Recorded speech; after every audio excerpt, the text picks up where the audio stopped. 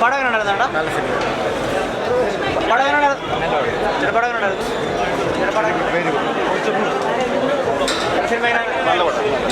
Very good വളരെ നന്നായിട്ടുണ്ട് നല്ല മൂവി. ആസിഫിയുടെ പെർഫോമൻസ് അടിപൊളി കുറേ നാളിന് ശേഷം നല്ലൊരു പെർഫോമൻസ് ആയിട്ട് നല്ല ക്ലീനായിട്ട് റൈറ്റ് ചെയ്തിട്ടുണ്ട്. പിന്നെ രണ്ടുപേരും നന്നായിട്ട് അഭിനയിച്ചിട്ടുണ്ട്.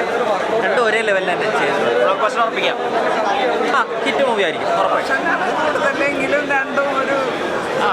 ഇതാരെ മികച്ചു ചെയ്യുന്നത്? ആസിഫ് അലിയാണോ ബിജുമോനാണോ?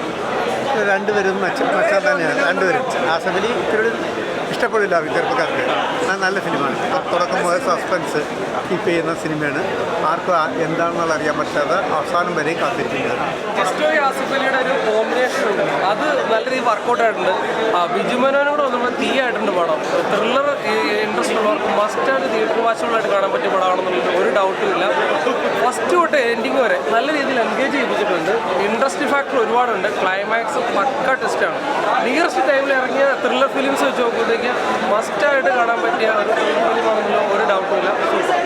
ആ ചേഞ്ച് നന്നായിട്ടുണ്ട്.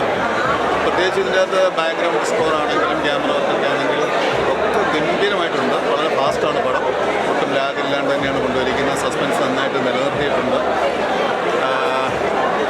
നന്നായിട്ടുണ്ട്.